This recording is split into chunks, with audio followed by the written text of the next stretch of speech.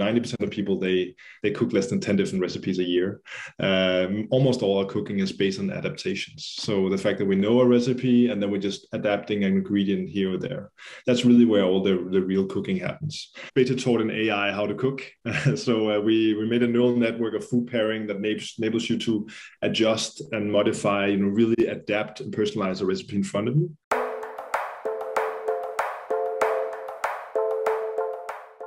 Hi there and welcome to Plant CEO. In today's episode, I'd like to welcome Michael Haase, the CEO of Plant Jammer, who's joining us from Copenhagen in Denmark. Hi, Michael. How are you doing? Hey, Nand. I'm all good, thanks. How are you? Yeah, good. Good to see you again. And I remember we spoke about a year ago now. So yeah, really keen to see how you've pivoted away a little bit from your app that you'd created. But, it'd be great to learn more about that today. Absolutely. It's been, as every year is in startup land, it's been an eventful year and a lot of stuff has happened for everyone this year, but particularly for us, I think. So I'm looking forward to share. Yeah, so let's start with that. So first of all, you created a recipe app and the app is still going. It's very strong in terms of the numbers. I think over 1 million downloads, maybe 150,000 active daily users. Is that right? Which is huge and a great result by itself. But you've gone a little bit more into the retail marketing side. So can you tell me a bit about that and why you decided to change the focus of the company? Absolutely. So at the highest level, what we basically do is we help people cook, right? And we like to do that by not just handing over a recipe that some authority gives you, but rather to give you a tool that you can be empowered in your kitchen with, so that you can cook with what you have in front of you. Focus on going plant-based. How do you do this best, while also fighting food waste by cooking what you have? And that's what the app is all about. And that's great. And we're proud of what we built there and the traction that we got. At the same time, we started, as we were growing, that we started talking to food brands, particularly the plant-based ones, about their challenges in life. And we realized actually that, when you have the power of cooking in front of you, you start being more versatile, and that can actually empower you to also try new food products and see the diversity of those. So we realized that the whole power of helping people cook should be available to more. And if you put it on an app, it's basically one distribution channel, right? It goes through Google Play or Apple App Store, and that's it. And it's a relationship between you and them. But if you are then empowering food brands and retailers like we do now, you have all these distribution channels where our technology can get out in people's hands and help them in their daily lives. So for us, it's a distribution strategy to go beyond just the app. And that is so that basically we can get the technology out there for more people, so more people can be helped cooking. So effectively, you're putting the power behind the app, which is the recipe creation, in the hands of those CPG brands and those retailers, correct? Exactly. So the power of what we have is we beta taught an AI how to cook. So we made a neural network of food pairing that enables you to adjust and modify, really adapt and personalize a recipe in front of you. And that technology is available in the app, but now also we're making it available to CPGs and retailers. Yeah.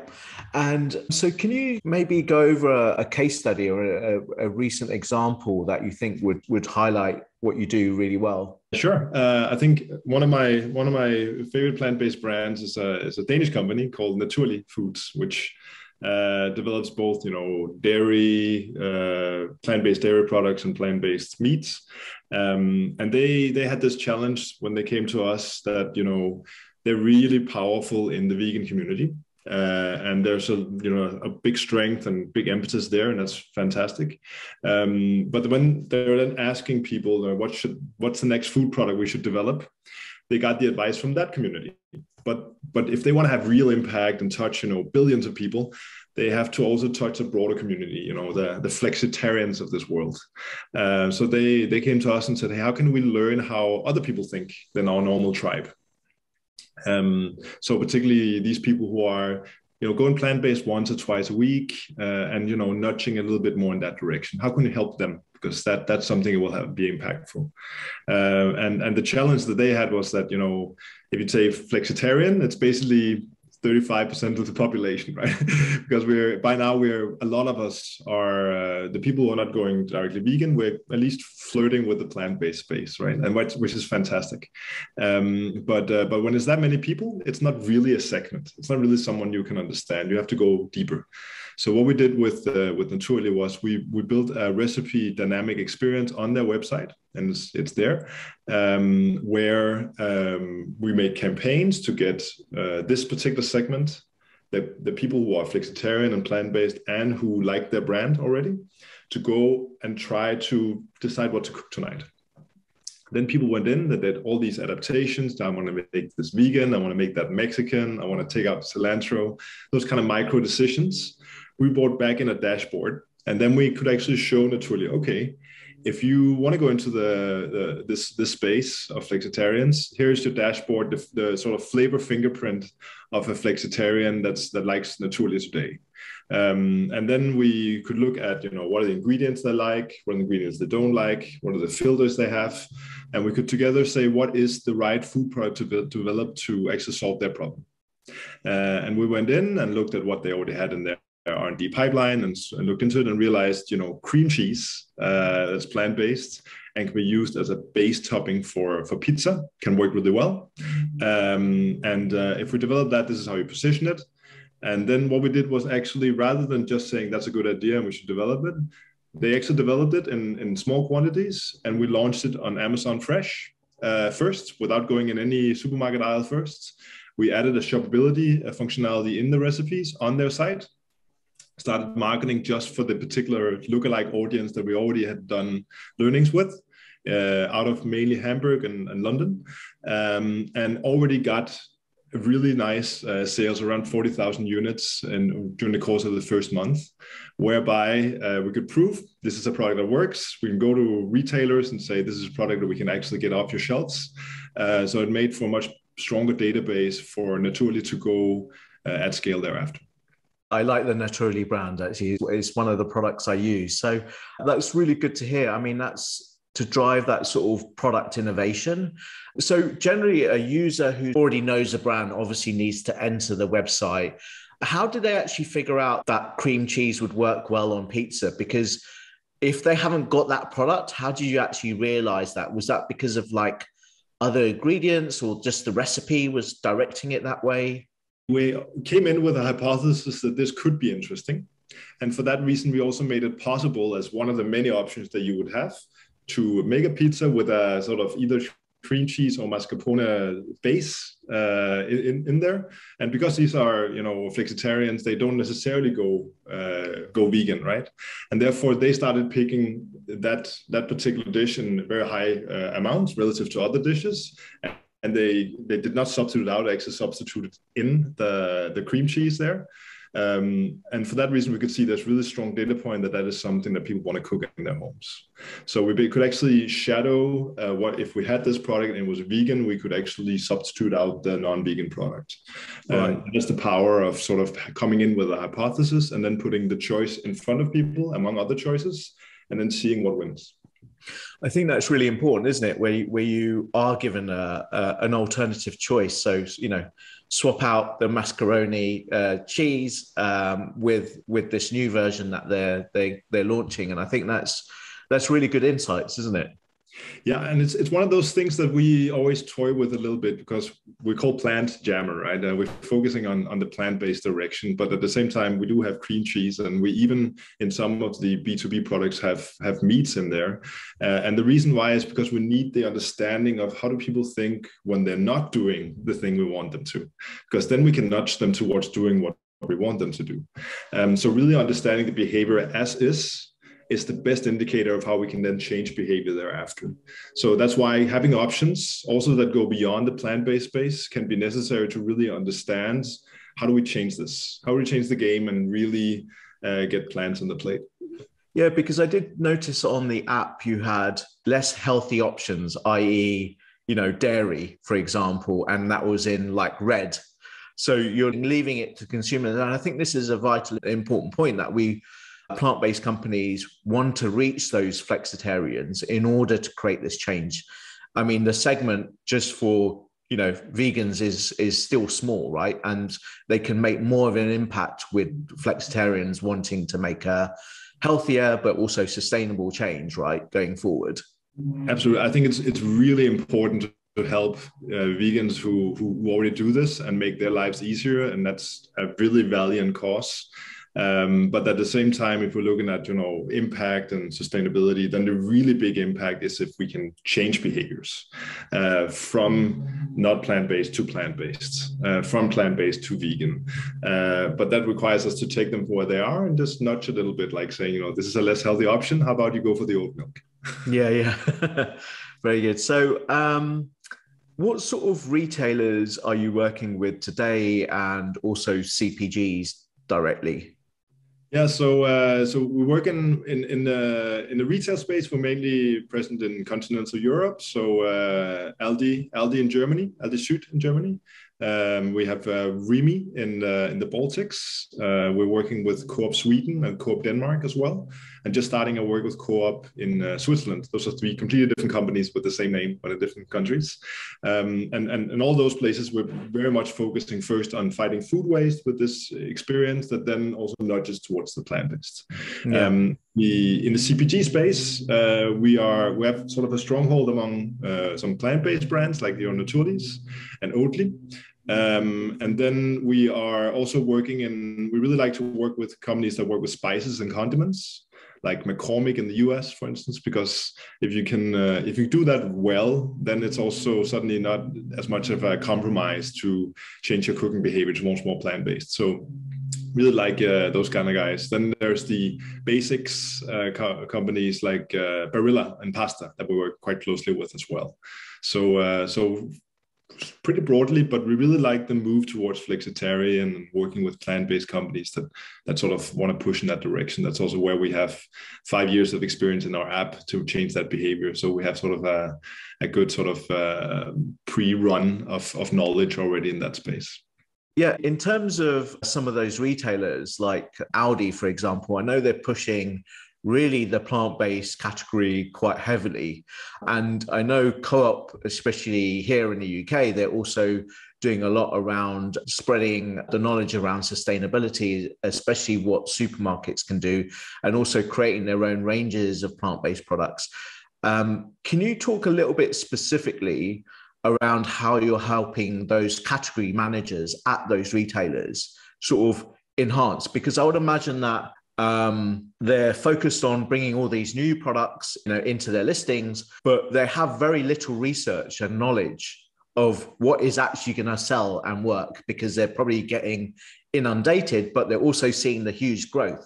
So that they want to have all these products in there. So can you talk a little bit about specifically those sort of plant-based category managers? Absolutely. So this is a really interesting space because I just looked the number the other day that in just the US, 20,000 new food brands are being launched every year in retailers, and 35% of those will not be in the aisle anymore 18 months later. Oh, wow. So the big sort of unknown cost we have in CPG and retail is that we launch the wrong products. And if we could only be a little bit smarter on getting good customer intelligence before we launch, or while we're considering launching, it can be, make a tremendous difference. And that's really what we do here. So we help the category managers in the plant-based space who just see the space and it's completely new. So there's very little data to go by. It's not like you can buy a really powerful Mintel study or something like this. You actually have to go out in the field and learn a little bit yourself, right? And then what you normally would do, perhaps if you couldn't go by an average study, is to make a survey, Survey Monkey or the like, where you're basically asking your audience, what do people like? The problem with that is it's not that much fun to fill out a survey.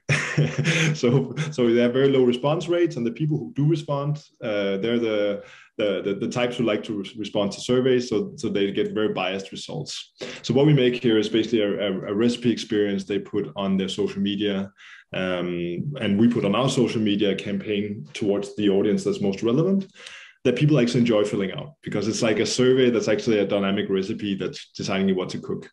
And that means they get much more customer intelligence into when I'm going plant-based, what are the food products that excites me more, that I'm more likely to actually want to go again and again and shop on a regular basis in the aisle. So we make those experiments dedicated to their audiences. We even make lookalike audiences based on existing people who are engaged with their retail content in general. Actually see what are they actually voting for when they're cooking tonight. And then at scale, we can actually see very targeted groups of the people who are either flexitarian or vegan, and what are the products that are more likely to win. Not based on, this brand versus that brand. They can do that with, social listening and other tools that are very good, but just saying in what category should I really work, right? And what are the most important claims? Like, should I be fighting for this plant-based butter to be organic, or should I fight it for it to be having a special flavor or be more creamy? Like having these sort of attributes so that they know what are the most important things to be looking for, and asking CPGs that they can achieve for the next level of products on the aisle. So we get success rates above those 65%. Yeah. And you're also helping drive audiences to those retailers and CPGs, right? Via doing social media campaigns, correct? Yeah, so at the center of our technology is basically a dynamic recipe experience that engages people, and then that creates these dashboards of data. But that experience is really our survey. That's the one where we're learning about people's behavior, and that survey or dynamic recipe experience, we put campaigns on, but they can also put it on their site. It's an iframe, so with one line of code, they have a recipe experience on their site. No coders required. Just put that in. And what's beautiful about that one is that it engages people and it gets people to recommend it. And you have a little option of putting it on your home screen where you then will come back and cook again and again. And that's really creating, organic traffic that stays. We have, time on page average 7 minutes on our recipe experiences, which is like 10 times higher than a normal recipe site. Because people engage, and there's all these optionalities for personalizing, and click-through rates above 50%, and just really nice numbers that gets Google to notice you and put you high in the rankings, and that creates more traffic again, right? So that's a big part of the value proposition. Is not only can you learn what do my customers really want, but you can also keep on bootstrapping that data and attract traffic to your site that enables you to learn more, but also to just have a stronger ranking of your SEO. That means that your page will rank better. Yeah, of course. Yeah. So if you're increasing that time on the page, that's going to help the algorithms there.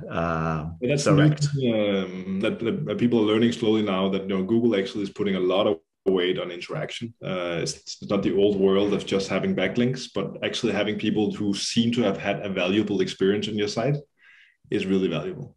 Yeah. And when it comes to running those social media campaigns, once you've sort of fine-tuned that message, say, for example, the organic side in one of their products, is that what you're putting in order to drive that with images, or are you including other things like price and offers or promotions within that as well? So we would never actually put our hypothesis straight in the face of people right away, because then we would bias the sample, right? So we would not make any campaign on organic, for instance. Rather, we would say, this is something where you can learn how to cook tonight based on what you have in your fridge. Put in stuff you have in your refrigerator and see what pops up. Right? And then they open up and they engage. And there we see in the behavior there, what are the behaviors around organic and attributes that they're looking for. But at the same time, on that very first page, you come in where you pick ingredients you have in your fridge. We're also doing product placement. So we're also adding some actually particular brands, if you're a brand, CPG, or particular discounts if you're a retailer. So you also see, okay, I am going to go to this retailer. What is actually on sale? Because that might be part of my equation when I'm saying I have this in my fridge and there's cheap soy sauce in the store. I might want to go for something Asian, right? Yeah. So yeah, that's part of it. Have you spoken to sort of grocery retailers and said, just put a tablet in the when you go into the front of your supermarket and people are confused on what to make, and they can use Plant Jammer to try and figure out what they should actually buy in the store. Is that a conversation you've started to have yet? It's not only a conversation. We actually did it. Oh, you did it. Okay. So we did that already. But the problem that we found out is, and this is an interesting behavioral insight, what is the one thing that people want to do when they're in the supermarket? Leave quite quickly, from my opinion. Exactly. That's the challenge. So it's the worst place in the world to start doing discovery. You have to have discovered something new and interesting beforehand, particularly when it's digital. So we have to find them before they go to the store. Once they're in the store, they're in execution mode. Like, you want to get out of the store. You might, if there's something really interesting physical in front of you, you might be able to stop them for a little while. But in the digital experiences, people don't want to do that in the supermarket. It's too far away. There's already so many impressions when you're in the supermarket and you're just trying to execute. So we tried, and we also realized we shouldn't do this. The time is not now, at least, for that. Yeah, I don't know. I think, if I was relating that to me and my wife, for example, I would want to go in, get what I need, and come out, whereas she wants to go in every single aisle, go through everywhere, and it's super frustrating, but you get to see everything and what's on offer. So yeah, I think it's time is precious. And I think now, obviously, with last year and people wanting instant delivery of grocery products, there's these innovations happening now where you can get grocery items delivered, especially in city areas, within 10 or 15 minutes. There's even a plant-based company here called Zebra. So, you could get your common items delivered to you quite quickly. So it is around speed, isn't it, as well? Totally. I mean, I think we just have to learn that it's about convenience, and we have to know when is the right time to delight and when is the right time to execute. And you can delight when you're it's early afternoon and you're considering what to shop and eat tonight. That's a good time to delight. Once you're getting closer to the actual dinner time, it's all about execution and being fast, right? And once you're in the store, it's all about execution and being fast. So we're prioritizing our moments of delight earlier in the day, when you have like the space and it's more like theoretical what I'm going to be cooking, because then you can engage your imagination a little bit better. Mm-hmm. Yeah. And how does your pricing model work? And in a way, it is kind of like market research, right? Just to some degree. So, and if you were going to compare that with the big players like Kantar, for example, and you mentioned Mintel there as well with their research that they do. So, I mean, how does your pricing model work for retailers and sort of brand direct with the CPGs? Yeah, so the value at the core of what we create, the value is data, right? So we charge for data, and that means that you can get this really unique recipe experience on your site for free, and then you only have to pay the moment that you want the data, and then you're paying €1 per observation. And that means that you will actually be able to get a really good database of understanding of a particular target group for depending on your size and the sort of credibility you want to your data size. Between 100 and 1,000 euros, you have a really good database for making a decision. Okay, an observation is one particular session that user made, is that right? Exactly. So it's a session for a user out there. Exactly. And this basically means that you will always be able to scale it up. If you're seeing, oh, there's something interesting in the data here, I want to know a little bit more, then you can open up for further packages. But you can also just go with 100 observations if that was just what you needed, right? If you look at this at sort of, let's say, scalable learnings, you tend to have around 1,000, 2,500 observations in that space. So that's the amount of pounds or euros that you'd be paying for that kind of learning. So that's about a tenth of what you would go to Kantar and pay for a dedicated report for a dedicated target group. But I think what's more important is that we are doing it for your dedicated target group. So it's not like a panel of general households.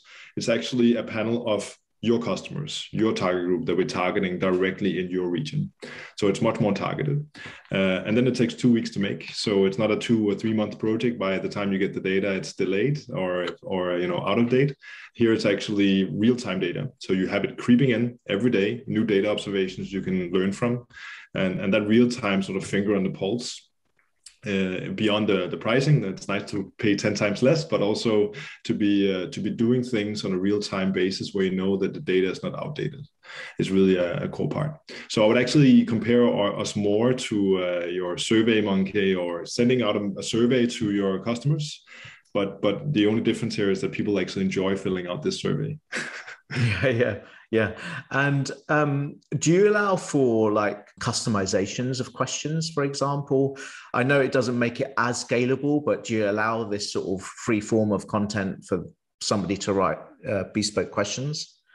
Absolutely. So first of all content in this recipe experience, you decide. So we have a very big database of millions of recipes and ingredients and products. So you're choosing which of those are being prioritized higher and showed where, so that you sort of, we guide you and we give you a good first step, but you can always adapt that to, okay, I only want to focus on Mexican now, kind of thing. So that's on the content side. And then on top of that, as you're making these food choices, just at peak excitement in a user journey, just as you're getting your recipe, we're asking, hey, we have a few questions for you in a survey at the end there. And that gets really nice answer rates because people are at peak excitement and we're just asking a few questions there. And that survey is actually just linked up to Typeform. So you can completely free range the questions you want and change them on a daily basis. If your company gets other strategic questions you'd like to ask your customers about on a daily basis, adapt it that way. Yeah. That's very cool. Yeah. And in terms of your background, you spent some time at McKinsey engaging with your clients back then and seeing what needs they have, consultancy needs, etc. How has that experience helped you in your business today? Yeah, a few things. So I think first of all, working in a startup, we're now 18 people, working in a startup of relatively small teams. That's really what you do in McKinsey as well, right? There are your little engagement teams of between 4 to 10 people going in as a SWAT team in some company trying to solve a problem.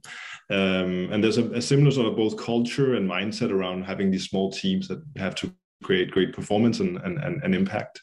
So how do you manage a team that's small? How do you manage the energy of the team that's small? That's a big part.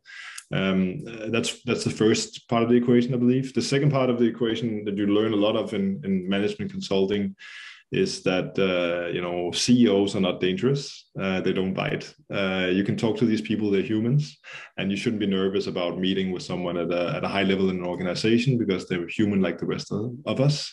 So just feeling comfortable in your skin as you're walking into these C-level conversations. It's more of a mental hack, I guess. And that's super important. Just having seen enough of these kind of C-level conversations in big companies to not feel nervous about them. That's really probably the biggest thing, just the mental aspect of it. Yeah. And what I also found interesting is that you taught game theory at the University of Copenhagen. Are you using any of those game theory techniques or probability outcomes in any of your AI that you've created, your natural language machine learning? I think there's a few aspects of it. So one thing that I've learned throughout this is everyone wants to feel smart, and if you are putting an AI chef in front of people and talking a lot about the AI, people want to do one thing and they want to break the system and show they're smarter, right? so that's one sort of prisoner's dilemma you can get yourself into if you're sort of trying to push too hard for the AI angle of this. Then you're basically getting into a situation there where the best incentive for a person is to break it, and it's bad for themselves. So that's why I call it a prisoner's dilemma. But at the end of the day, just learning how do you communicate in a way that people can self-reveal about how they feel and feel comfortable about it, and it's to their own benefit. So avoiding these sort of prisoner's dilemmas everywhere. I think I've used that mainly in the business development part of the aspects of really on a daily basis asking myself, okay, what company wins if we win? Because that's a really important question to ask yourself always. Because if you have an answer to that question, then you know who to partner with and who to work with, because they are invested in you winning. So if we see a world where people eat more plant-based, they eat more real food, they have more activity in their home kitchens, then you can see a range of both retailers, kitchen equipment players who would win in that scenario that would then want to work with us. Yeah, just thinking about the supermarkets that you want to work with, especially the big ones, like here, for example, in the UK, would obviously be the discounters like Aldi and Lidl, but also the big one with, Tesco's and Sainsbury's and Waitrose, these big players in the market. Now, they're selling a lot of meat, right? They're selling a lot of meat, a lot of dairy, a lot of fish. And I see what you're trying to do. You want them to replace for these healthier options, but they're also making huge profits from what they're doing. What's the best way for you to engage with these teams now more? And I know they have departments, right? They have plant-based departments. They're creating their own ranges, but still on the other hand, they're still driving the animal agriculture industry to still even greater heights. So what in your opinion can be done there?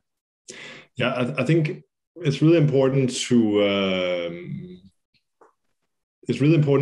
first of all take people from where they are and not sort of try to right away just completely convince them to go 180 degrees in the other direction. So learn the patterns of why do people do what they do in their homes. So why do people actually consume these products so much? And take them from there and then guide them with small steps, right?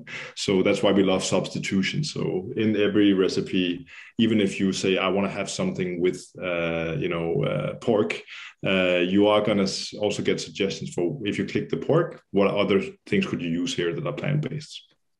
These small nudges that might not make you vegan overnight, but they make you just a little bit more comfortable. Actually, black beans and kidney beans can do a lot of good stuff in many dishes, right? And you're learning that, and you'll bring that on to your next cooking sessions, and then slowly you're moving in the direction. So understanding that from an end user perspective is important, but also understanding where are we coming from as a retailer. So if you are talking to your Waitrose or your Sainsbury's or your Tesco's, what is the reason that they're pushing these products relative to these other ones? And you learn quite quickly actually that there's a huge push right now for the plant-based in those retailers. They really want to go there, also for economic reasons, because they love new products. But new products means new marketing, it means marketing spent by the CPGs, and it means that there's a sort of whole engine that goes through that works. So they also invested in actually thinking new, and we can roll on that new base to make it even more plant-based. So that's powerful. So again, starting from where people are and talking their language, not trying to make them, the perfect change agent from day one, but know that, have a conniving plan that within 10 years they'll get there, right? Yeah. We need to make these steps happen, right?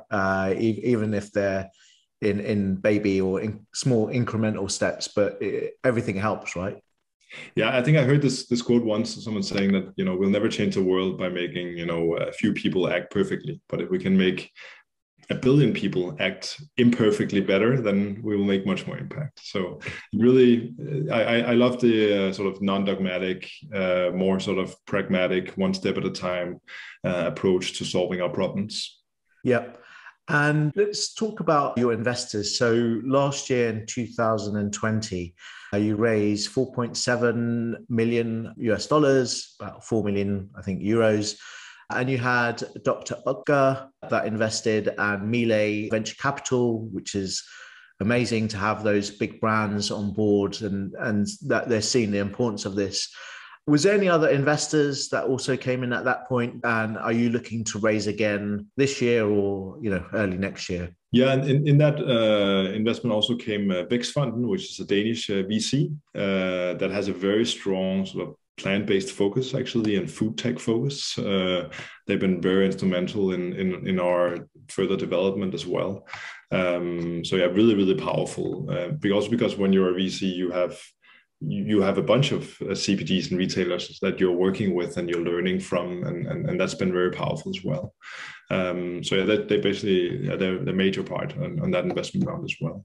And yeah, looking ahead, we're basically the investment there was in a two tranche structure, so that we got the first tranche right away, and then we're now chasing the second tranche, and then that second tranche will happen probably early next year. And with that, we are also considering to bring more investors in, because we now start seeing we made this pivot from B2C to B2B.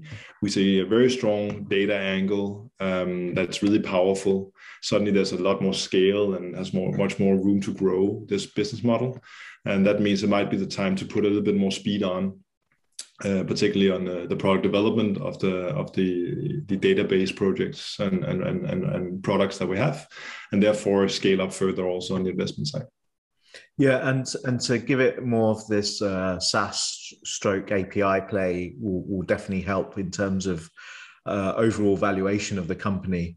I think in terms of what you can do, especially helping with these CPG brands and retailers. And I think you have some targets of how many retailers and CPG brands you want to sign up. How are you getting on with those plans now for, I guess, the rest of this year? Yeah, it's gone well. I think it's been a little bit slower than we're expecting from the beginning, because starting a new company, which basically is when you go B2B, it takes more than you'd like, right? So you're first landing a few customers that then start talking positively about you, then you get the next batch and so on. But we're good on track, and we now have around 30, and we want to have around 100 different food brands and retailers who are using us by the end of the year. Okay. And some of the, Aldi, for example, is obviously huge here in the UK, but also in the US. Is that something that you can lean on to work, or are they pretty siloed the way they operate? They're slowly opening up to exactly that.